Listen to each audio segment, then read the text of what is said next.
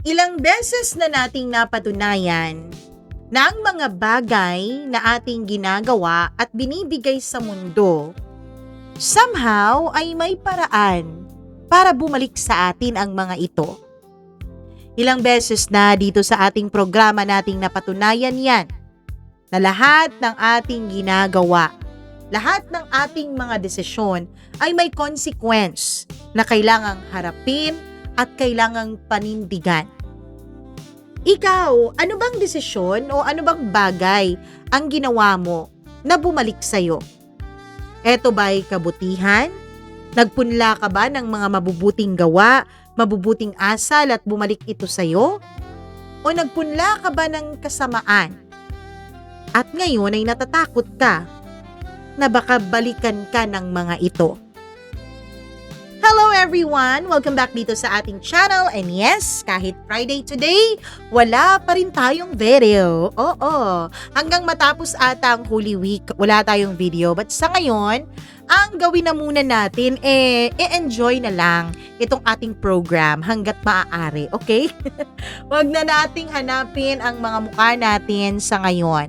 And of course, kung kayo ay merong sariling kwento, mamaya na natin yan pag-usapan. Unahin muna natin ang kwento ni Becca. Dito lamang sa Dear Mama Mia.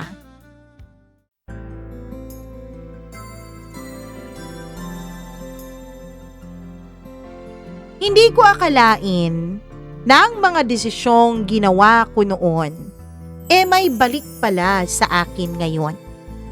Hindi ko akalain na ang mga bagay na ginawa ko, babalik din pala. At sa oras pa talaga na hindi ko inaakala. Dear Mama Mia, hindi ko akalaing darating ang araw na kakailanganin kong balikan ang lahat ng iyon. Ang mga desisyong akala ko ay bahagi lang ng aking kabataan. Mga gabing itinuring kong lihim na kasiyahan. Mga sandaling pinaniwala ko ang sarili ko na wala namang masama dahil ginusto ko naman. Dahil sumaya naman ako kahit papaano. Pero ngayon, habang tahimik akong nakaupo sa gilid ng kama namin ng asawa ko, ramdam ko ang panlalamig ng mga kamay ko. Parang may kung anong malamig na bagay na humahawak sa dibdib ko. Mahigpit, masakit, at hindi ako pinakakawalan. Mama Mia, tawagin niyo na lamang po ako sa pangalang Becca. Hindi ko po yan tunay na pangalan. Ayoko munang sabihin sa kahit na sino ang totoong ako. Hindi pa ako handa na makilala ninyo ang buo kong pagkatao. Sapat na siguro na malaman ninyo ang isang katotohanan. Nasa early 30s na po ako ngayon. At hanggang ngayon, dala-dala ko pa rin ang bigat ng aking mga nakaraan. Mama Mia, tahimik lang ako dati. Taga-obserba, tagapakinig ng mga kwento ng ibang tao. Nagre-react lang sa isip ko. Minsan habang pinapakinggan ko itong programa mo, ay naaawa ako minsan sa mga letter senders mo. Minsan napapailing, minsan nagagalit. Hindi ko akalaing darating din pala ako sa panahon na ako naman mismo ang maglalabas ng sarili kong kwento. Na ako naman mismo ang magsusulat sa inyo at magbibigay ng pahintulot na ikwento sa iba itong aking mga karanasan. Ang totoo, Mama Mia, nahihiya po ako. Hindi lang basta hiya, kundi natatakot ako. Natatakot akong mahusgahan ng ibang tao. Natatakot ako Naunahin pa nilang tignan ang aking mga kamalian kaysa sa yung buong ako. Nahihiya akong magkwento. Kung alam nyo lang, na ilang beses din akong nag-type dito sa laptop ko, pagkatapos ay dinidelete din ulit yon. Ilang beses kong sinubukan. At kung binabasa nyo na ito ngayon, siguro nagtagumpay na ako na magkwento sa inyo ng lahat ng nakaraan ko. Mama mia, 18 anyos lang ako noon. Sariwang-sariwa pa ang lahat. Ang mga pangarap ko, malinaw na malinaw pa sa isip ko. Gusto kong makapagtapos ng aking pag-aaral, magkaroon ng maayos na trabaho at makatulong sa aking pamilya. Isa akong simpleng probinsyanang babae na marunong mangarap. Pero kulang pa sa gabay kung papaano harapin ang mga tukso at mga pagsubok ng mundo. At dun nga nagsimula ang lahat, Mama Mia, sa simpleng curiosity. Mga napapanood ko online, mga eksenang dati ay nilalampasan ko lang. Pero habang tumatagal, Mama Mia, napapahinto ako. Napapaisip sa sarili ko at napapatanong sa utak ko. Ganito ba talaga yun? Masarap ba talaga ang bagay na yun? Ano kayang pakiramdam kapag ako ang nasa kanilang sitwasyon? Mama Mia, wala naman pong nagturo sa akin. Wala ring pumilit. Ako lang. Sarili ko lang. At kung minsan, sa totoo lang, mas masakit yung tanggapin na sarili mo ang dahilan kung bakit ka nagkaganito, kung bakit ka napahamak. Sa una, Mama Mia, puro sa isip ko lang naman ang lahat. Puro imagination. Hanggang sa dumating ang punto na hindi na sapat sa akin ang mga tanong, na hindi na sapat sa akin ang mga imaginations. Gusto ko na ng totoong sagot. Gusto ko na totoong maranasan ang mga bagay-bagay na tinatanong ko lang sa aking isipan.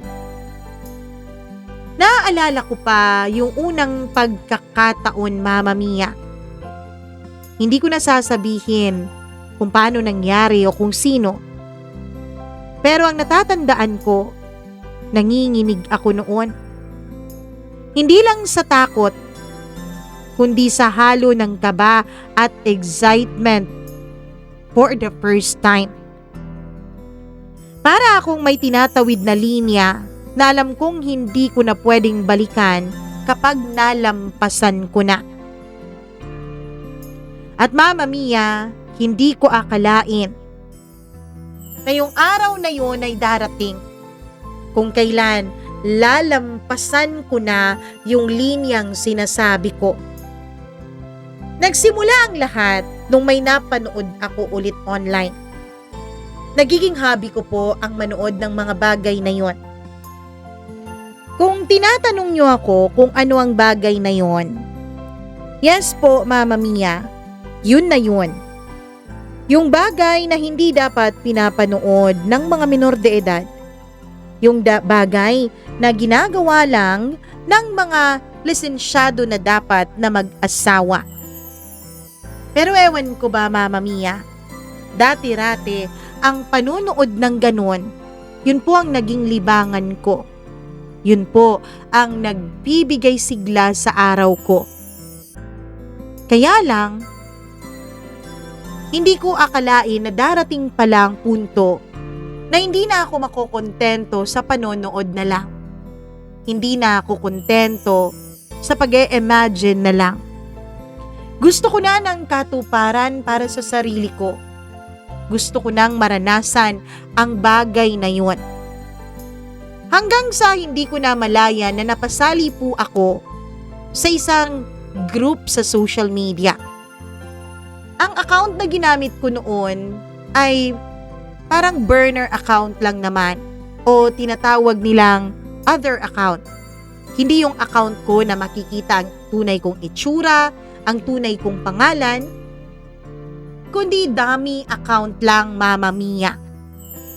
At dahil nakasali ako doon, may isa pong nag-PM sa akin. Nag-message na ngamusta. Hanggang sa nag-personal message na kami sa isa't isa, gamit ko yung dummy account ko.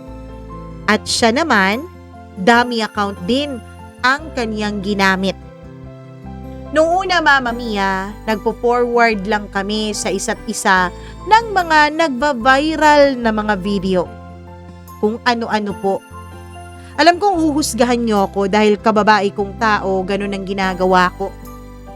Yan nga ang isa sa rason kung bakit ko itinago ang totoo kong pagkatao. Mama Mia, dati-rati, hindi pa naman po masyadong rampant yung mga ganun online. Parang meron ka pang dapat nasalihan na mga kung ano-ano. Hanggang sa isang araw, inaya niya ako, Mama Mia. Nasa chat lang daw o text lang daw. Kaya yun, ginawa namin. Mula noon, araw-araw na yun hanggang sa hindi na kami nakontento. Lumipat kami, may boses na, tawagan na. Usong-uso pa noon ang unli call. Kaya yun ang sinamantala namin. Halos gabi-gabi, Mama Mia. Hanggang sa hindi na rin kami nakontento sa mga pa-unli call. Isang gabi, minessage niya ako. Tinanong niya kung ano ang totoo kong location. At binigay ko naman. Sabi ko wala namang harm eh. Lokasyon lang naman. Syudad lang naman. At ang nakakagulat, pareho lang pala kami ng syudad. Nasa iisang lugar lang pala kami, Mama Mia. Hanggang sa minungkahi niya sa akin ang isang bagay. Bakit di na lang tayo magkita? Eyeball ba? Nung una, aaminin kong kinakabahan ako. Nung una, aaminin kong natatakot ako na baka masama siyang tao. Na baka pagsisihan ko. Na baka matapang lang ako sa cellphone. Dahil hindi naman ako nakikita. Ilang beses pa akong tumanggi. Ilang beses pa akong gumawa ng kung ano-anong palusot para lang wag matuloy ang nakatakda naming pagkikita. Pero hindi siya sumusuko. Hanggang sa isang araw, sinabi niya sa akin na tigilan na raw namin ang pag-chat kung hindi ako magpapakita sa kanya. Wala din naman daw point kung patuloy kaming mag-text, mag-chat at magtatawagan. Bumuntong hininga ako. Isang desisyon ang nabuo sa utak ko. Sige na nga, pagbibigyan ko na. Magkikita lang naman eh, sabi ko noon sa sarili ko. Sa mall, yun po ang naisip kong lugar. Doon kasi maraming tao. Imposible namang gagawa siya ng hindi maganda sa loob ng mall, 'di ba? Na maraming makakita. Kaya yun ang ginawa ko, Mama Mia. Nagtakda kami ng oras at araw at lugar kung saan kami magkikitang dalawa. Dahil hindi pa namin nakikita ang isa't isa kahit sa picture man lang, ang ginawa namin ay sinabi na lang namin kung ano ang aming susuotin. Hindi pa nga ako nagsuot ng tama.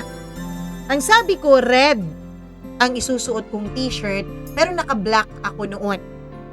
Gusto ko muna siyang makita bago niya ako makilala. Ayoko kaya na baka siya ang unang makakita sa akin tapos hindi ko magustuhan ang itsura niya tapos wala na akong lusot pa. Pagdating ko sa mall, dumaan na ang ilang minuto pero hindi ko pa rin nakikita ang lalaking naka-blue at nakamaong na itim. Yun ang sabi niyang susuotin niya. Antay ako ng antay.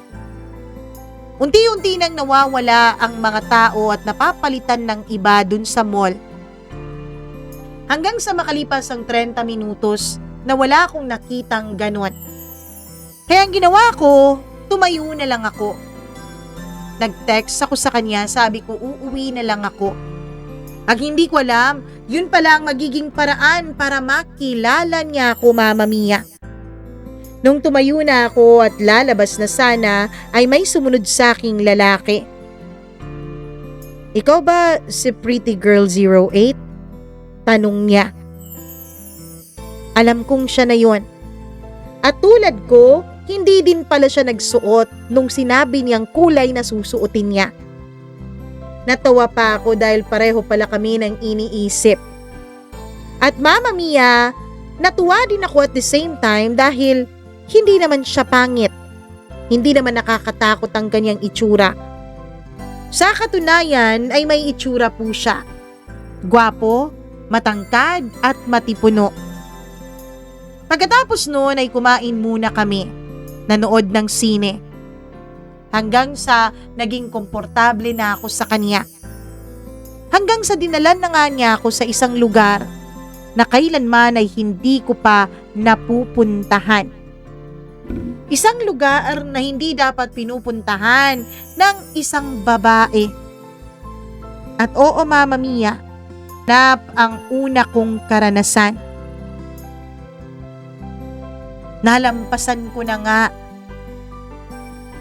yung linyang iyon. At ang nakakainis pa, kung iisipin mo, wala pa talaga akong boyfriend noon. Pero naranasan ko na ang bagay na yon. Pagkatapos noon, akala ko matatakot na ako. Pagkatapos noon, akala ko hindi na ako uulit. Na parang pang-experience lang ang lahat. Na parang gusto ko lang maranasan, ganun. Pagkatapos wala na. Pero hindi, Mama Mia. Hindi dahil ang naramdaman ko nung unang beses na binigay ko ang sarili ko sa isang estranghero ay pagkagulat at kakaibang kiliti ng saya. Mama Mia, ang bagay na yon ay walang-wala sa mga inimagine ko. Wala sa kalingkingan ng imagination ko ang lahat ng naramdaman ko. At dahil doon, nagsimula na nga ang lahat. Hanggang sa hindi ko na hinahanap ang mga nababasa ko sa mga nobela. Hindi ko hinanap ang pagmamahal. Hindi ko hinanap yung effort. Hindi ko hinanap yung commitment. Ang hinahanap ko ay yung pakiramdam. Yun lang yun. Walang iba. In short, Mama Mia, wala akong naging demand. Wala akong hinanap sa lalaking nakakasama ko. Hindi ako katulad ng ibang babae na naghahanap ng lambing, ng pag-ibig, ng mga bulaklak, ng date, unong kung ano pa man. Para sa akin, walang ganon. Pareho lang naman ang ending eh. Bakit pa ako maghahanap ng ganon? Yung pakiramdam ng kiliti. Yung pakiramdam na para bang sinasamba ang katawan ko, yun ang hinahanap ko. Yung sandaling nawawala ang lahat. Mga problema ko, mga takot, expectations. Yung parang umiikot lang ang mundo sa kung anong nararamdaman mo sa sandaling iyon. At dun, Mama Mia, sa pakiramdam na yon, dun ako na humaling, dun ako na addict. At hindi na yun naulit lang o basta naulit lang. Naging 2, naging 3. Hanggang sa hindi ko na mabilang sa mga daliri ko sa kamay at sa paa kung ilang beses ko nang nararanasan ang bagay na yun. Ang bagay na hindi dapat nagiging eksperto ang isang 18 anyos na babaeng katulad ko. Mama Mia, iba-iba ang mukha. Oo, Dahil yung mga lalaking yun, wala naman talaga akong relasyon ni isa sa kanila eh. Kaya marapat lamang na kung minsan maulit at kung minsan ay hindi yung nangyayari sa amin. Kaya naging iba-ibang mukha, naging iba-ibang kwento, at iba't ibang dahilan kung bakit ako pumapayag. Minsan dahil na-bored lang ako. Minsan dahil may lungkot akong tinatakasan. Minsan dahil gusto ko lang. Mama Mia, hindi ko alam kung worth mentioning ba na galing din ako sa isang broken family. Kung worth mentioning ba na lumaki akong walang pagmamahal ng ama dahil mas pinili nitong sumama sa ibang babae at mag-alaga ng anak ng iba kahit hindi niya kadugo. Samantalang ako na laman at dugo niya, iniwanan niya lang na parang nag-iwan siya ng isang tuta sa kalye. Ewan ko kung may connection yon. Ewan ko kung pwedeng gawing dahilan yon ng mga desisyon at mga ginagawa ko sa buhay.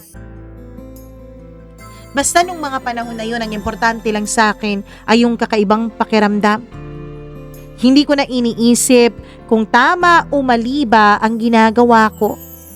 Basta masaya ako, basta nasasarapan ako, basta buhay na buhay ang pakiramdam ko, yun ang mas mahalaga. Pero Mama Mia, lahat pala maging ang saya ay may kapalit. At hindi ko agad nakita yun. Hindi ko agad nalaman yun. Dahil ba, walang nagturo sa akin na ganun ang mundo? O dahil ba nagbubulag-bulagan lang ako dahil mas inuuna ko ang nararamdaman ko? Hanggang isang araw, Mama Mia, isang araw may napapansin akong kakaiba sa aking katawan. Hindi na ako dinatnan. Hindi na ako dinalaw ng buwanan kong bisita. Sa una, dinidedma ko lang. Pinilit kong isipin na baka dahil sa stress lang, baka dahil pagod lang, o baka wala lang naman talaga, nag-iisip lang ako ng kung ano-ano. Pero habang lumilipas ang araw, lalong lumalakas ang kaba ko. Hanggang sa hindi ko na nga kinaya pa. Sinubukan ko, Mama Mia. Sinubukan kong alamin ang katotohanan tungkol sa kakaibang nararamdaman ko sa aking katawan. At dun gumuho ang mundo ko nung nalaman ko ang totoo. 2 guhit. 2 simpleng pulang linya. Pero parang kidlat na tumama sa buong pagkatao ko, Mama Mia.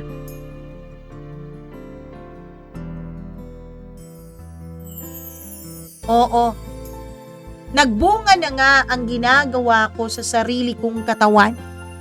Nagbunga na nga ang pagbibigay ko sa sarili ko sa mga lalaki. Nabuntis ako, Mama Mia. Nung makita ko ang 2 guhit na yon, hindi ko alam kung anong unang naramdaman ko. Takot? Oo. Sobrang takot na takot ako. Hiya? Lalong oo. Parang gusto ko nang maglaho sa mundo. Pero higit sa lahat, galit. Galit ako sa sarili ko, Mama Mia. Hindi ako handa sa nangyayari sa akin. Hindi ako handa sa nagaganap sa akin. Hindi ko kayang harapin ng lolo't lola ko. Hindi ko kayang harapin ang nanay ko. Hindi ko kayang harapin ang pamilya ko, ang mga kaibigan ko, ang mga taong nakakakilala sa akin. Mama Mia, for the context, ang tingin po sa akin ng lahat ay isang Maria Clara. Hindi pa nga ako nagkaka-boyfriend, di ba? Hindi dahil sa walang nanliligaw, kundi dahil ayoko lang talaga ng commitment. At ang tingin ng iba, yun ay dahil gusto kong tapusin ang pag-aaral ko. Yun ay dahil may mga malalaking pangarap ako sa buhay. Kaya nga tinitingala ako eh. Yung mga tiyahin at tiyuhin ko laging sinasabihan ng mga pinsan ko na gayahin ako. Kahit wala raw akong ama, pero nagsusumikap ako sa buhay. Nag-aaral ng mabuti. Ang mga kaibigan ko ang tingin din sa akin ay mabuting anak, mabuting kaibigan, mabuting ehemplo. Hindi nila alam na sa likod ng lahat ng yun, may ibang mundo akong ginagalawan. Na kapag hindi sila nakatingin, sa loob ng aking kwarto at sa likod ng kanilang mga mata, may ibang beka, may ibang babaeng hindi nila kilala na nasa katawan ko. Mama Mia, inisip ko noon, hindi ko kayang sirain ang mga pangarap ko dahil lang sa isang desisyon na ginawa ko dahil sa init ng sandali. Kaya gumawa ako ng isa pang desisyon. Mas mabigat, Mama Mia. Mas tahimik. Mas masakit. Isang desisyon na hindi nila alam. Isang desisyon na hindi nila akalain na magagawa ng isang katulad ko. Isang babaeng laki sa lolo't lola. Isang babaeng halos linggo-linggong nasa simbahan. Wala namang makakaalam eh.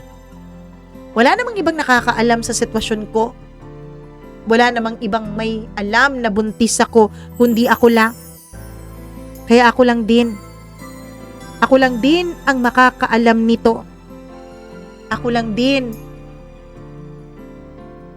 At ang konsensya ko. Gamit ang dummy account ko, Mama Mia, naghanap ako ng pupwedeng solusyon sa aking problema. Gamit ang dummy account ko, naghanap ako ng lugar ng taong pwedeng makatulong sa akin. Nag-post ako, may nag-suggest sa comment section.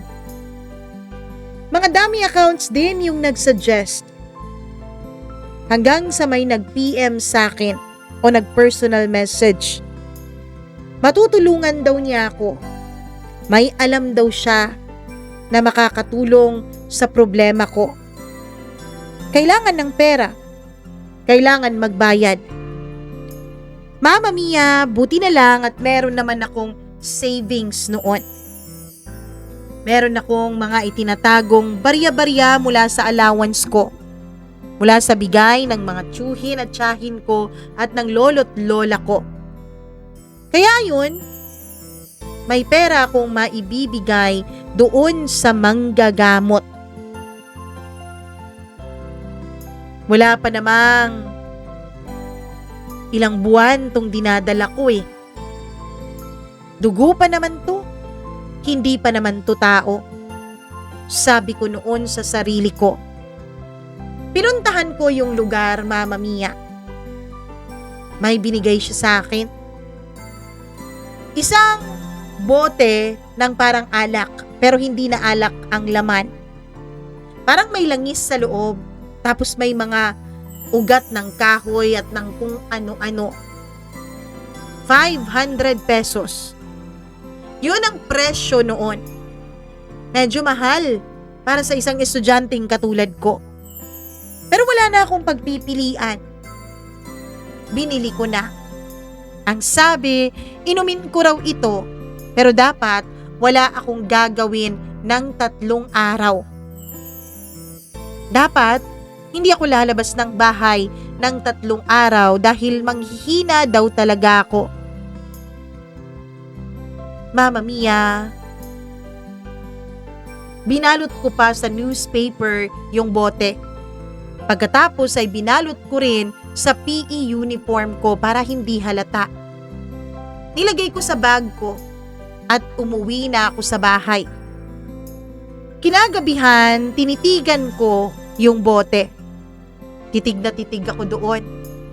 Tapos hinawakan ko yung tiyan ko. Hindi ko na alam kung anong gagawin ko noon. Sakto naman nang biglang kumatok ang lola ko sa pintuan ng kwarto ko. Agad kong itinago yung bote sa ilalim ng unan ko.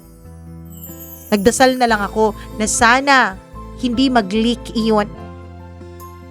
Oh, Apo, Becca, ikaw ba'y sasama sa amin mamayang madaling araw? Bakit po, Lola? San po ang punta ninyo? Abay bata ka, nakalimutan mo na ba? Uuwi kami ng probinsya dahil piyesta dun sa atin. 5 araw kaming wala. Naku Lola, hindi ako pwede.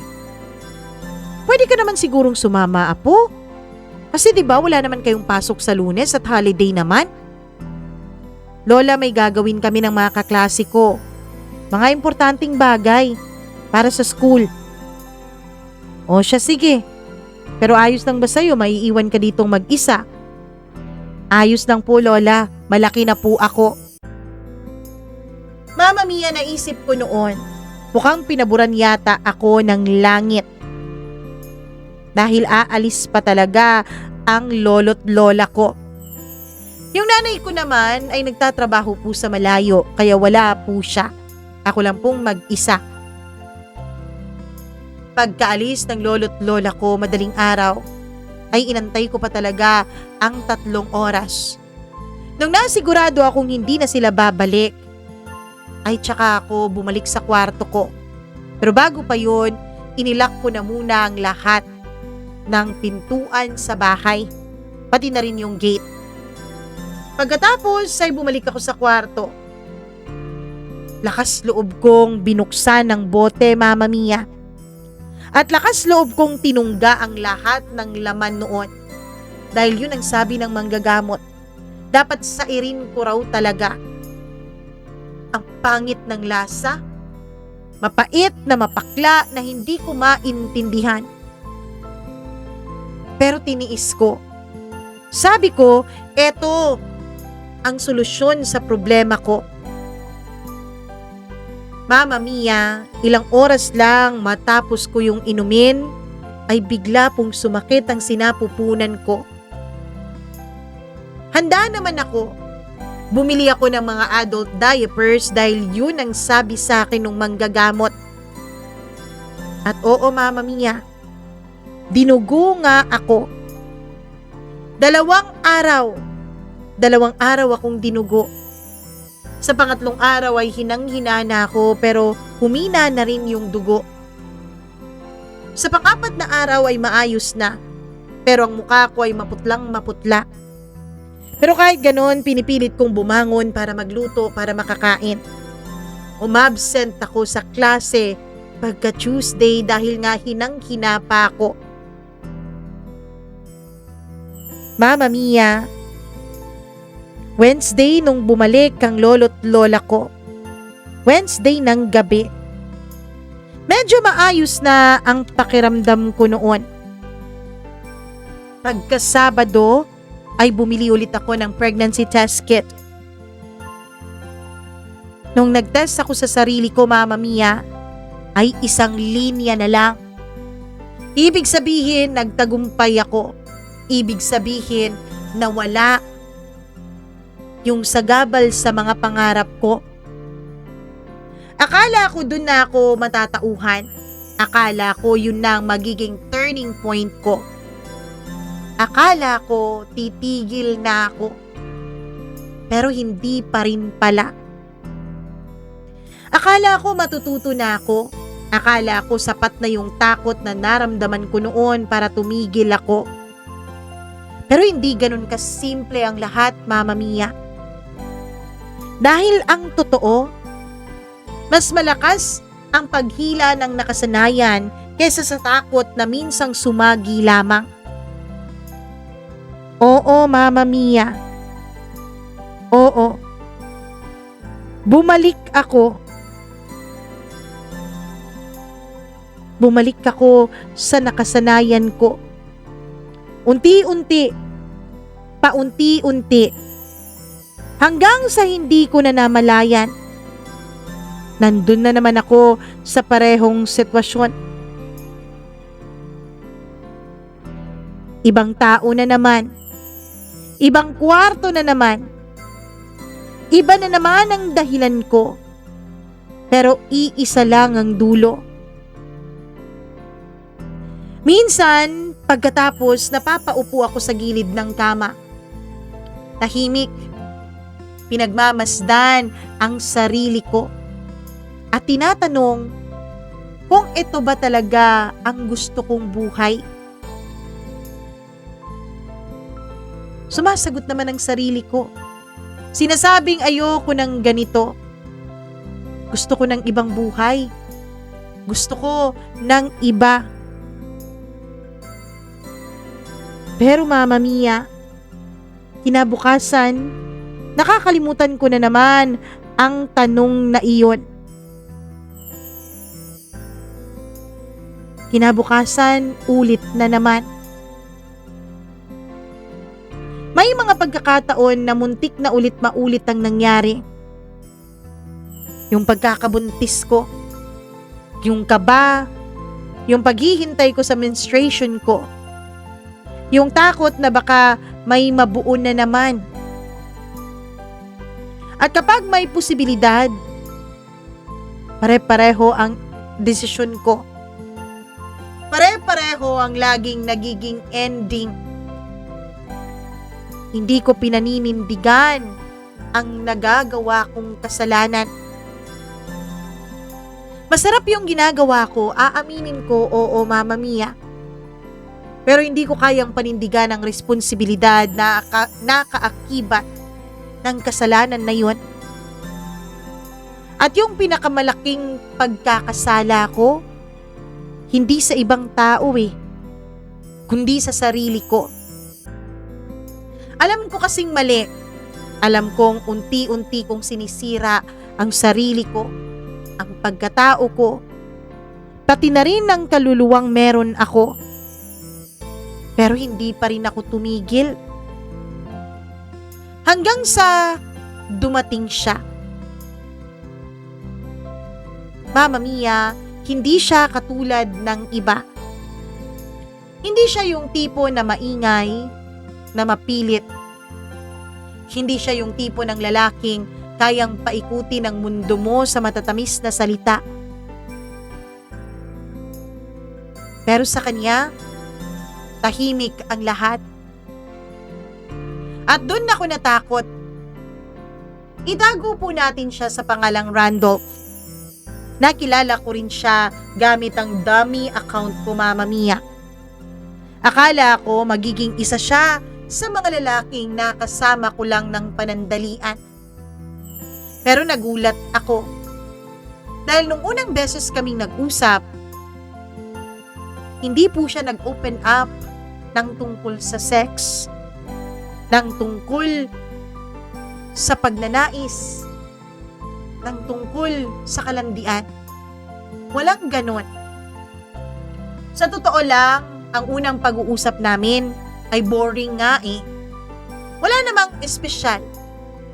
Simpleng kumustahan lamang. Simpleng kwentuhan. Dapat hindi ko na pinatulan, 'di ba? Dahil wala naman akong makukuha. Hindi ko naman makukuha yung kilig, yung sarap na gusto ko. Pero ewan ko ba, hindi ko magawang hindi mag-reply sa kanya. Parang may kakaiba sa kanya. Parang meron po siyang magnet na humihila sa akin pabalik sa kanya kahit gusto ko nang tigilan ang aming pag-uusap dahil naboboard na ako. Mama Mia, parang hindi niya ako tinitingnan na parang may hinahanap siya. Parang hindi niya ako kinakausap dahil gusto niyang may kapalit. Hindi niya pinaparamdam sa akin na kailangan kong magbigay ng kahit na ano. Hanggang sa nag-aya siya sa akin na magkita kami. Sabi ko sa sarili ko, eto na Eto na yun. Nagpapaligoy-ligoy pa siya. Dito rin naman ang punta naming dalawa. Kaya nakipagkita ako. Pero nung makita ko siya, Mama Mia, wala yung mga titig na karaniwang binibigay sa akin ng mga lalaking nakasama ko. Wala yung mga malalaswang salita na karaniwang sinasabi nila sa akin. Walang ganon. At doon ako nahiya, Mama Mia. Sa unang pagkakataon, naramdaman kong gusto kong maging maayos. Gusto kong maging mabuting babae.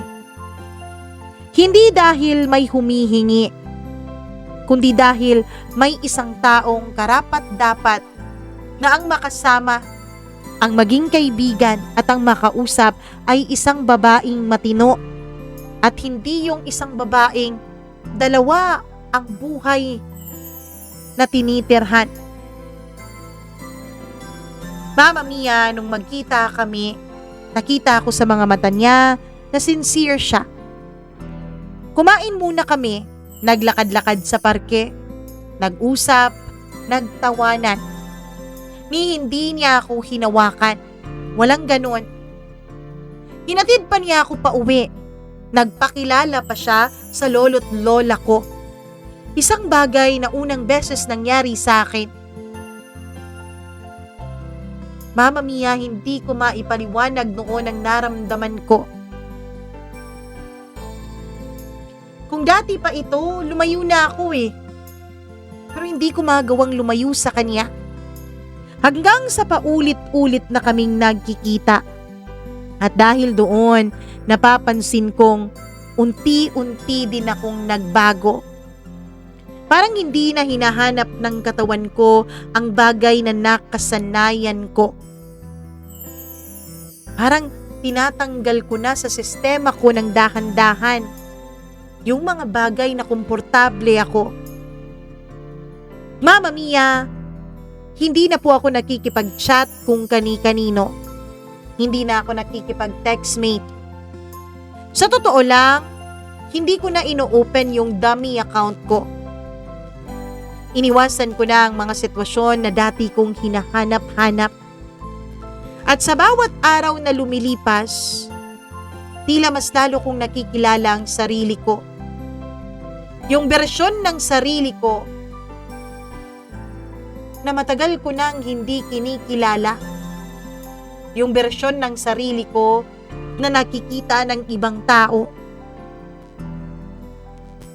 Pero may isang bagay akong hindi nagawa. Kahit na tinigilan ko na ang pakikipagkita at pakikipag-anuhan sa ibang lalaki, may isang bagay po akong nahihirapan na kong gawin. Yun ay ang pagkukwento sa kanya ng lahat ng pinagdaanan ko, ng lahat ng mga maling desisyong nagawa ko. Hindi dahil sa gusto kong magsinungaling sa kanya, kundi dahil natatakot ako, Mama Mia. Natatakot akong mandiri siya sa akin. Natatakot akong isipin niyang pariwarang babae ako, na marumi ako. Natatakot ako na ang kaisa-isang taong nakakita ng maganda sa akin, kahit hindi niya ako kilala, ay mawala pa. Natakot akong makita niya ang buong ako. At kapag nakita niya yon, ay mas pipiliin niyang umalis sa piling ko. Kaya Mama Mia, ang alam niya lang, galing ako sa broken family. Ang alam niya lang, may kasalanan ako na naibigay ko ang sarili ko sa dati kong boyfriend kahit na hindi naman yun totoo. Dahil wala naman akong naging karelasyon sa mga lalaking pinagbigyan ko ng sarili ko. Maswerte nga siguro ako, Mama Mia, dahil sa dinami-dami ng napagdaanan ko, hindi ako nagkaroon ng matinding sakit. Mama Mia, sabi niya sa akin, tanggap niya ang buong ako. Na buong buo at walang tanong-tanong, tatanggapin niya kung sino ako. Walang pagdududa. At doon ko naisip, pwede pa pala akong maging masaya. Hindi ko akalain, Mama Mia, na darating ang araw na tatahimik ang mundo ko. Yung wala nang magte-text, yung wala nang magkikipagkita, yung katawan ko hindi na naghahanap ng init. Parang walang nangyaring ganon. Hindi dahil sa wala talagang nangyayari, kundi dahil sa wakas, naging maayos na, Mama Mia. Sa wakas, naging okay na ako. At yun ay dahil dumating siya. Hindi naman yung grande ang pagmamahalan namin. Sa totoo lang, sobrang simple nga eh. Lagi siyang pumupunta sa bahay. Lagi niyang dinadalaw ang lolo't lola ko. Nagpapakita siya ng paggalang sa mga ito, bagay na ikinatuwa ng lolo at lola ko. Bihira lang daw sa mga lalaki at na mga kaidaran ko ang ganon. Yung magalang pa rin, yung umaakyat ng ligaw sa bahay at hindi ako nililigawan sa kung saan-saan. Unang beses pa lang na nanligaw siya ay pasado na agad siya sa lolo't lola ko pati na rin sa mama ko. Kahit hindi pa niya ito nakikita, sa kwento pa lang ng mga lolo at lola ko, ay parang natutuwa na si mama. Mama Mia, sa totoo lang, wala namang sobrang drama sa relasyon namin. Walang mga ingranding eksena ng gaya ng nasa pelikula. Pero totoo. Totoo ang pagmamahalan. Totoo ang aming nararamdaman. At sa lahat ng naranasan ko, hindi ko akalain na masasaya pala ako sa simpleng pagkain lang, sa street foods, kaysa sa loob ng malamig na kwarto at hubot-hubad ako sa piling ng isang lalaking hindi ko kilala. Naaalala ko pa yung mga simpleng araw naming dalawa. Yung gigising ako sa umaga na may tahimik na saya. Walang kaba, walang guilt, walang iniisip na paano kung malaman niya. Yung sabay kaming kakain, sabay kaming tatawa sa mabababaw na bagay, sabay mangangarap. Minsan iniisip ko, Mama Mia, ganito pala ang buhay na matagal ko nang hinahanap. Hindi yung buhay na punong-puno ng excitement pero puro panandalian lang naman. Kundi yung buhay na tahimik pero sigurado. Mama Mia, hindi naging madali ang pagbabago ko. Aaminin ko po, hindi po naging perfect ang lahat. May mga gabing bumabalik sa isip ko ang dati kong sarili. May mga desisyon na bumabalik sa utak ko. Mga desisyong mali na nagawa ko. Mga tao at mga lalaking dumaan. Mga bagay na ginawa ko. At sa bawat alaala, may kasamang kirot. Pero sa tuwing nakikita ko siya, yung paraan ng pagtitig at pagtingin niya sa akin, na para bang wala akong kabahid-bahid na kahit na anong mali. Doon po ako kumakapit. Hindi niya alam ang lahat, Mama Mia. At yun ang lihim na unti-unting bumibigat sa dibdib ko. Sabi ko sa sarili ko, babaunin ko na lang hanggang sa kamatayan ko ang lihim na yon.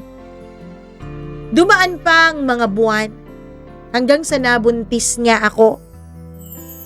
Mama Mia, nung nalaman niyang buntis ako, agad siyang tumawag sa mga magulang niya.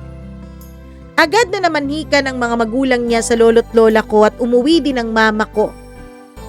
Kahit nasa huling baitang ako noon ng kolehiyo, graduating, ay pumayag ang mama kong magpakasal kami.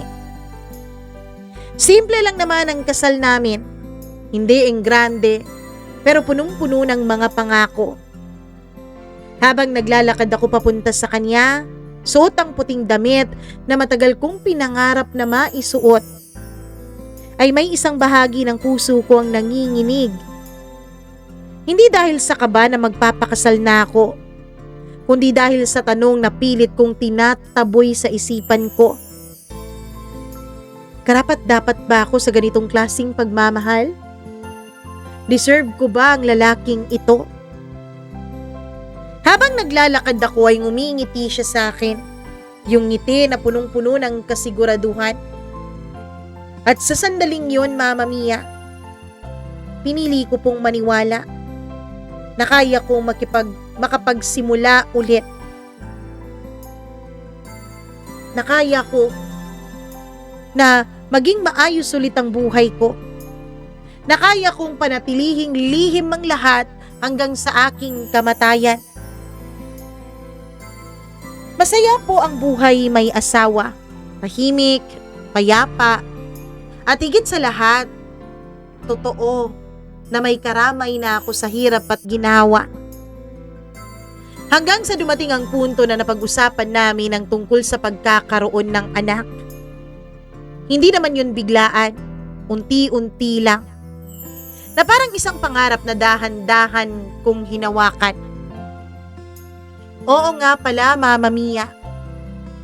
Yung pagbubuntis ko po ay hindi po natuloy. Hindi dahil sa ginawa ko na naman ulit yung nagawa ko dati, kundi dahil sa kusa pong nawala ang anak ko sa sinapupunan ko. Pero kahit na ganun, kahit na bago pa man ang kasal namin ay nawala na ang bata sa aking sinapupunan, ay itinuloy pa rin namin ang aming pagpapakasal. Dahil ang sabi niya sa akin, hindi naman yung bata ang dahilan kung bakit niya ako pinapakasalan. Kumbaga, naging way o naging daan lang yung bata para mas mapadali ang lahat. Pero pinapakasalan niya ako dahil mahal niya ako. At hindi naman natumutol ang lolo't lola ko, pati na rin ang mama ko at ang mga magulang niya, na ituloy namin ang kasal naming dalawa. May trabaho na rin naman siya nung mga panahon na yun, Mama Mia. At makalipas nga ang 1 taon matapos akong makunan, doon namin pinag-usapan ang tungkol sa pagkakaroon ng anak ulit. Mama Mia, excited ako. Pakiramdam ko doon na magsisimula ang bagong kabanata ng buhay namin. Sa wakas, mararanasan ko na yung bagay na matagal ko nang tinatakasan noon. Yung responsibilidad, yung pagiging isang ina. Buwan ang lumipas, umaasa ako sa bawat pagkakataon, sa bawat delayed, sa bawat maliliit na senyales. Pero bawat pag-asa ay may kasunod na pagkadismaya. Okay lang yan, darating din yan. Lagi niyang sinasabi sa akin ang mga bagay na yan tuwing hindi kami nagtatagumpay na makabuo. Ngumingiti lang ako, pero sa loob ko may unti-unting nabubuong takot. Taon na ang lumipas at nananatiling tahimik ang sinapupunan ko. Doon na nagsimulang magtanong ang pamilya niya. Hindi naman mapilit pero ramdam ko. Magpa-check up na siguro kayo. Mungkahi ng nanay niya minsan habang kumakain kami. Ngumiti lang ako, tumango. Parang may malamig na tubig na ibinuhos sa akin. Check up, doktor, mga test. Mga salitang hindi ko aakalaing katatakutan ko ng ganito. Hindi ako natatakot na malaman kung bakit hindi ako mabuntis-buntis. Ang kinatatakot ko, Mama Mia, ay kung ano ang malalaman nila. Kung ano ang malalaman niya. Gabing-gabi na tulog na ang asawa ko pero ako gising pa rin. Nakatingin sa kisame. Paulit-ulit ang mga tanong sa isip ko. Malalaman ba nila? May makikita ba yung doktor? May magsasabi ba ng katotohanan na matagal ko nang itinatago? Pinikit ko ang mga mata ko, pero imbis na katahimikan ay mga alaala ang bumungad sa akin. Yung kabataan ko, yung mapusok na ako, yung akong walang pakialam sa bukas, Yung mga desisyong ginawa ko na parang walang consequences. At heto ako ngayon, humaharap sa mga resulta. Hinawakan ko ang tiyan ko, tahimik, walang laman. Hindi ko alam kung ito ba ay parusa o pagkakataon. Becca, mahinang tawag ng asawa ko sa akin. Nagising siya. Mabilis kong pinunasan ang luha ko. Okay ka lang? Nag-aalala niyang tanong. Oo, okay lang. Sagot ko na pilit ngumingiti. Lumapit siya at niyakap ako. Mahigpit. Mainit. Yung yakap na siguradong sigurado. Kahit ano pa yan ha, lagi mong tatandaan na magkasama tayo. At dun ako mas lalong nasaktan, Mama Mia. Dahil di niya alam kung gaano kalalim ang laban na kinakaharap ko. Hindi lang laban para magkaanak kaming dalawa, kundi laban para sa sarili ko. Sa mga desisyong ginawa ko noon. Sa mga lihim na pilit kong itinatago. Sa takot na baka isang araw, malaman niya ang lahat. At kapag nangyari yun, mananatili pa kaya siya sa tabi ko? O mawawala rin siya tulad ng respeto ko sa sarili ko noon? Mama Mia, dumating ang araw na matagal ko nang iniiwasan. Maaga kaming nagising. Sobrang tahimik ng umaga. Yung klase ng katahimikan na hindi nakakagaan kundi mas lalong nagpapabigat ng aking pakiramdam. Ready ka na? Tanong niya habang inaayos ang susi ng sasakyan. Ngumiti ako. Hindi ko alam kung anong klaseng ngiti yun. Basta ang alam ko hindi totoong ngiti iyon. Oo, sabi ko. Pero sa loob-loob ko alam kong hindi ako ready. Habang nasa biyahe kami, nakatingin lang ako sa bintana. Dumadaan ang mga tao, mga sasakyan, mga gusali, na para bang normal lang lahat. Pero ako parang unti-unting hinihila papunta sa isang bagay na hindi ko na kayang takasan pa. Huminto kami sa isang klinik, puting gusali, malinis at tahimik. At dun nagsimulang bumilis ang tibok ng puso ko. Pagpasok namin ay sinalubong kami ng malamig na hangin mula sa aircon at amoy ng antiseptic. Amoy na hindi ko maipaliwanag kung bakit, pero parang may dalang kakaibang kaba. Good morning po, bati ng receptionist o sekretarya. Ngumiti ang asawa ko at ako rin.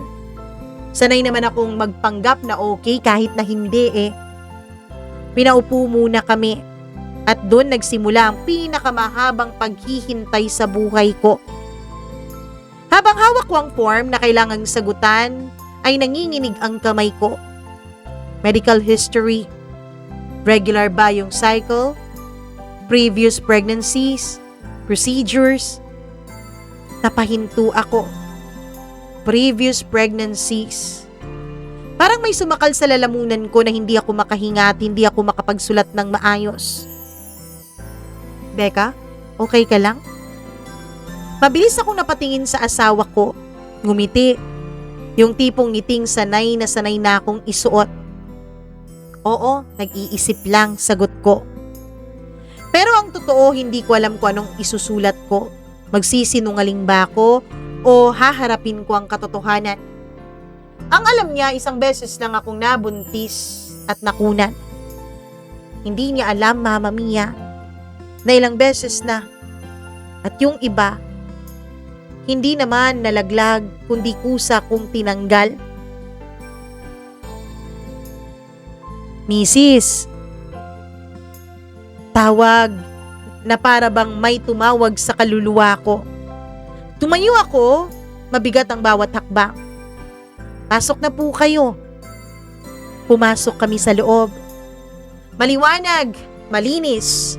At sa gitna noon, isang upuan na parang naghihintay sa akin. Good morning, bati ng doktor. Maamo ang boses niya. Hindi nakakatakot, pero hindi rin nakakagaan.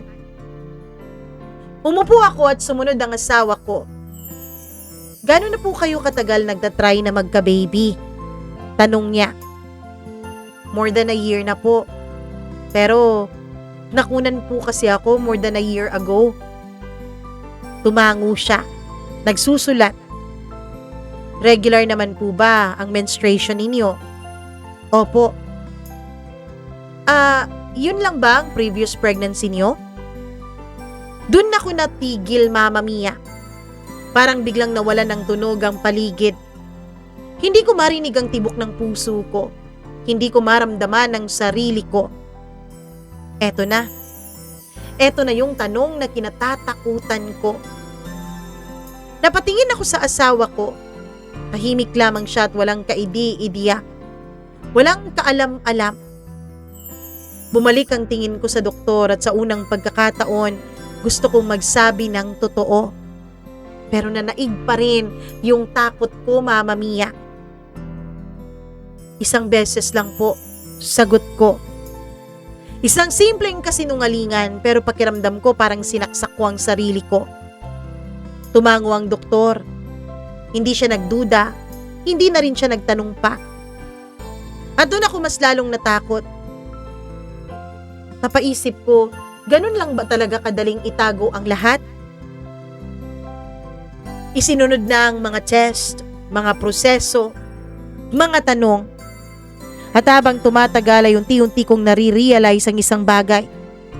Walang tanong ang doktor tungkol sa kung ilang lalaki na ang dumaan sa akin.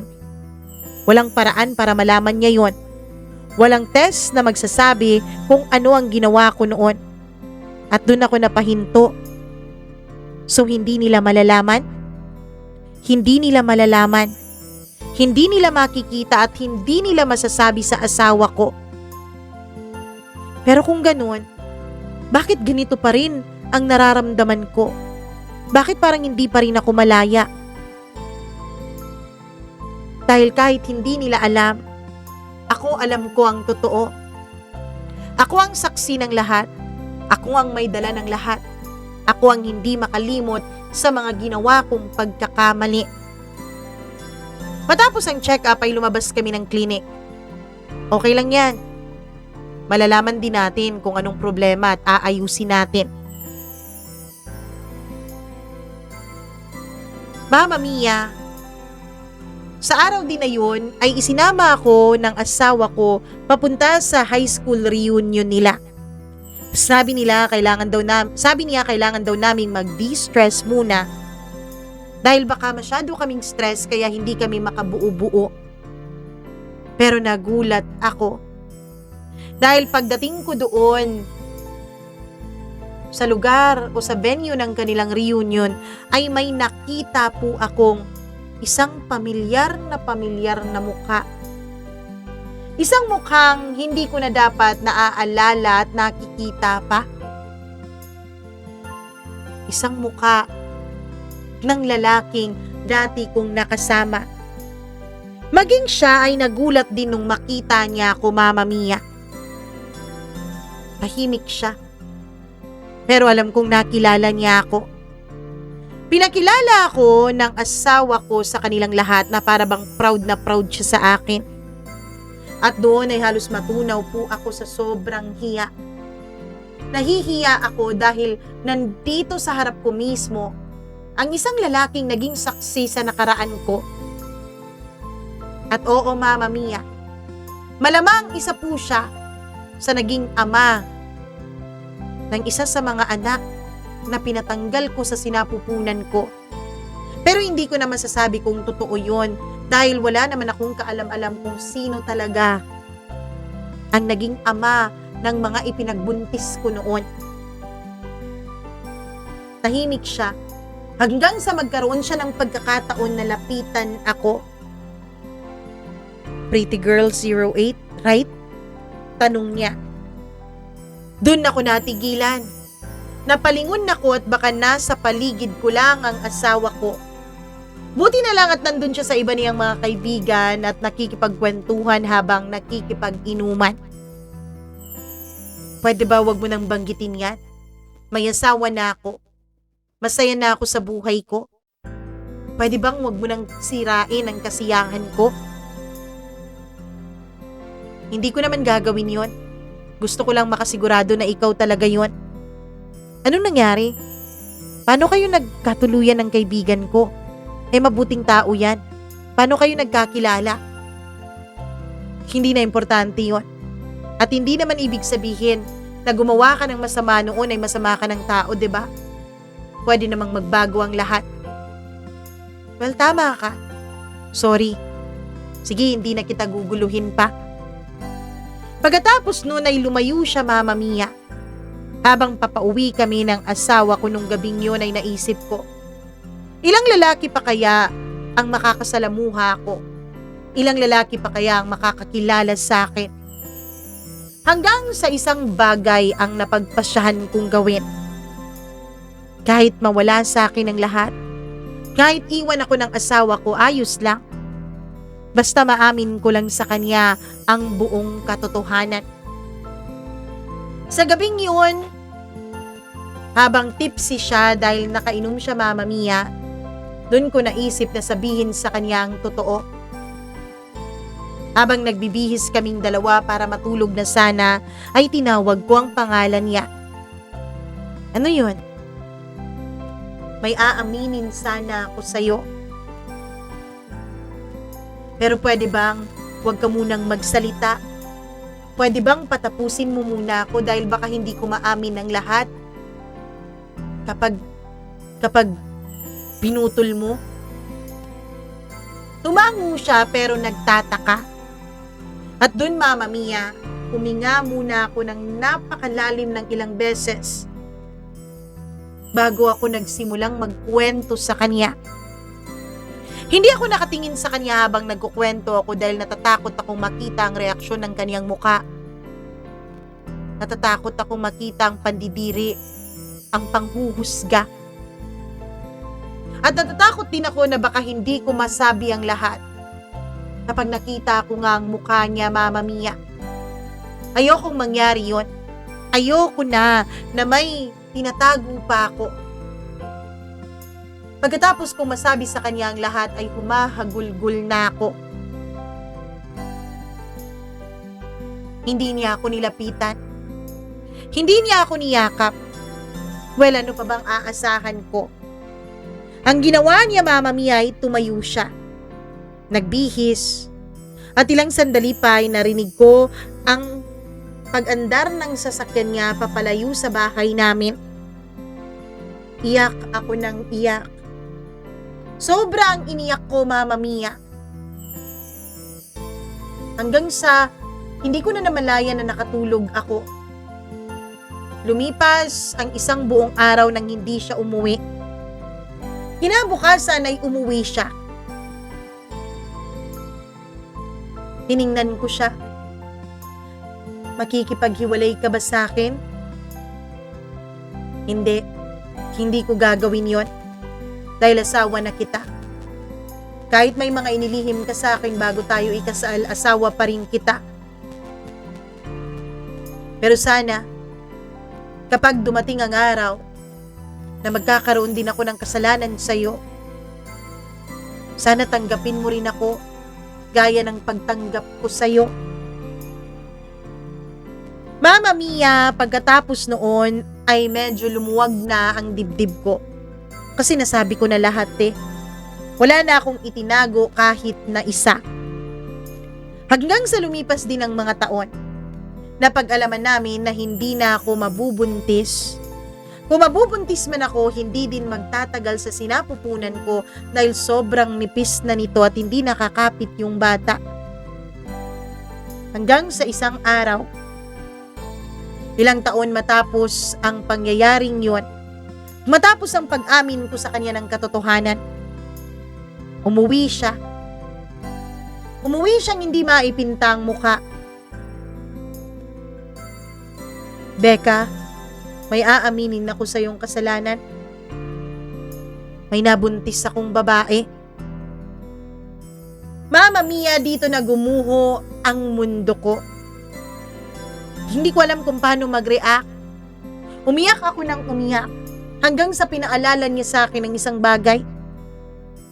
Di ba pinangako mo sa akin na kapag ako din ang nagkasala ay patatawarin mo ko? Becca, nag-usap na kaming dalawa. Dalaga pa siya. Hindi niya gusto ang responsibilidad. Kaya pagkatapos niyang manganak, kukunin ko ang bata. Tayo ang magpapalaki sa bata bilang anak nating dalawa. At siya, tutuparin niya ang pangarap niya. Susunod siya sa atin niya sa Canada. At tuluyang mapuputol ang ugnayan naming dalawa. At yun nga ang nangyari, Mama Mia. Ngayon, nagpapalaki ako ng isang batang hindi galing sa akin. Hindi ko alam kung paano ko mamahalin ang batang ito. Hindi ko magawa kahit anong pilit ko, Mama Mia. Masama na ba akong tao dahil doon? Masama na ba akong tao kung hindi ko matanggap ang pagkakamali ng asawa ko? Pero hindi ko masabi sa kanya na hindi ko matanggap yung bata. Dahil natatakot ako na baka sumbatan niya ako. At higit pa ron, baka iwan niya ako. Mama Mia, hindi ko aakalain na hanggang ngayon, sinusundan pa rin ako ng karma o ng kabayaran ng mga ginawa kong kasalanan noon. Hindi ko aakalain na hanggang ngayon, patuloy pa rin ang mga consequences ng mga pagkakamali ko. Mama Mia, sana may natutunan po ang inyong mga tagapakinig nitong aking kwento. Sana po may nakpulot kayong aral. Ako man ay wala pong ibang gustong sabihin, kundi ang sana ipagdasal niyo akong matanggap ko ang batang anak ng asawa ko sa ibang babae. Hindi ko man siya magawang tanggapin ng buo ay hindi ko naman po siya minamaltrato. Hindi ko lang talaga siya matignan at hindi ko lang talaga siya maalagaan gaya ng dapat pag-aalaga ng isang ina sa kanyang anak. Hanggang dito na lamang po, Mama Mia. At maraming salamat. Lubos na gumagalang, Becca.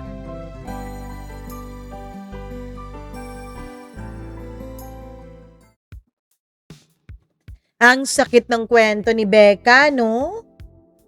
Di ko alam kung anong sasabihin ko sa kanya. Wala din naman ako sa posisyon para magsabing yan ay consequence o hindi sa mga ginawa mo.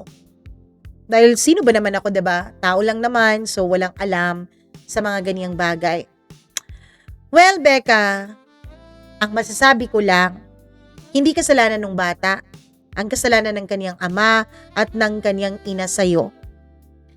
Gaya nung story natin nung Monday, natatandaan nyo ba yun? Yung isang ina na nagkaroon ng anak, hindi dahil ginusto niya, kundi dahil ginawan siya ng masama ng isang demonyong lalaki. Alam niyo yung consequence nun? Naalala ko lang bigla ang kwentong yun dahil sa kwentong ito. Well, good dahil hindi mo minamaltrato yung bata, hindi mo ginagawa ng masama. Pero sana, wag mong kamuhian yung bata. Hindi naman kita masisisi kung hindi mo siya matanggap ng buo dahil bunga naman siya ng pagtataksil ng asawa mo sa'yo. Pero, hindi ko rin 100% na masisisi yung asawa mo dahil totoo naman talaga na nagpakasal kayo sa isang kasinungalingan dahil hindi naman niya alam ang buong katotohanan tungkol sa pagkatao mo. May point naman siya. Pero hindi ibig sabihin nun na may license na siya para saktan ka din. 'Di ba? Ang tanging makakapagsabi sa'yo kung ano ang dapat mong gawin ay ang sarili mo, Becca. Dapat ka pa bang manatili dyan o dapat ka nang umalis? Dahil di ko alam kung anong dynamics inyong dalawa ng asawa mo. Di ko alam kung may respeto pa kayo sa isa't isa o pati yun ay tuluyang nawala na. Ikaw lang makakapagsabi nun. Ikaw lang ang makakaalam nun. Hindi kami. 'Di ba? Ang sa amin lang, sana mula sa kwento mo, may kahit isang babae o isang taong natuto mula sa mga karanasan mo. Yun lang talaga ang tanging hinihiling naming lahat. And anyways, maraming salamat sa pag-share mo ng iyong kwento dito sa ating programa na talaga namang nakakapagpabagbag damdamin. Ganon, grabbing term yun Anyways, maraming salamat Becca ulit at sa mga nanonood ngayon. please, if you are able, paki-like at share naman ang video ito at syempre, paki-subscribe na rin dito sa ating channel. At kung may sarili ka ring kwento, wag mag-atubili, wag mag double mind. Basta wag kang wag kang kabahan. Safe ang kwento mo sa amin. Hindi namin ipagkakalat kung sino ka. Ayun po ang ating email address sa baba. Mag-email lamang po kayo mamamiacdo0317@gmail.com. At bago nga pala ako mag-say goodbye sa inyong lahat, hindi natin makakalimutan na batiin ang ating mga suking tagapakinig na hindi lang basta subscribers dito sa ating channel, kundi pati na rin sa pagiging member ay hindi nagpahuli. Hello ako sa ating mga members na sina Marlia Guiana Shane, Jasmine Magbanwa, Miriam Gutierrez, Rose Arevalo, Rico Sedanco, Colleen Bueno, Gimaras Girl, Benson Boyser, Smack Dax, Diane Martinez, kay Maria Elena Abe, Maureen Tugab, Gail Easy, Mila Raduban at Freaky. Maraming thank you sa inyong panonood, sa inyong pakikinig, pagpa-member at pag-subscribe dito sa channel natin. Thank you very much talaga. At hello din ako sa ating mga suki din na tagapakinig na araw-araw nag-aabang. Grabe naman. Hi ako kay Marvy Montesilio, Jasmine Sarte, Christina Season. Hi kay Gail Easy ulit. Thank you very much sa iyong pakikinig dito. Hi din ako kay Marilo Bueno. Hello din kay Carl, kay Alcura, kay Marge Gold. Maraming salamat. Hello din kay AJ LTB. Maraming thank you sa'yo. Oo, alam ko. Nung nakaraan pang Monday, parang Android 18 daw yung boses ko. Lynn Gausin, maraming salamat at sa lahat ng ating mga tagapakinig. Thank you so much sa pagmamahal at lagi ninyong pagbabalik dito sa ating channel at sa pagbibigay nyo ng oras. Maraming salamat dahil isa po ako sa inyong pinagbibigyan ng inyong precious time araw-araw. I love you all so much. Mwah, mwah, mwah, mwah. Ako pong muli ang inyong Mama Mia hanggang sa susunod nating kwento. Bye-bye! Ingat kayo. Love you!